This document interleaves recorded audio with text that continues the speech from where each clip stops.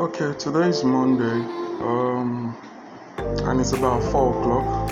Okay, I've already done 2 trades, meaning I've already made 20%. This is the second trade. I actually traded just the same signal.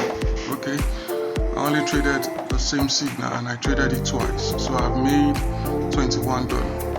Now let me show you the profit table.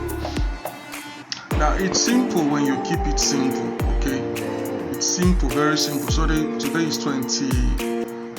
28, and I've done 2 trades. You can see they are almost the same time, 3:27. Look at the time here, 3:22. So I traded the same signal twice.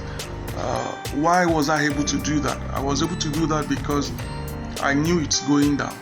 I've made the first profit and I knew I still have enough time. It's not yet 40 seconds, so I quickly took another trade. Just for the record, I believe in my previous video I've already shared the plan, the trading plan. So you need to understand, I'm trading according to a plan. There is a bigger picture.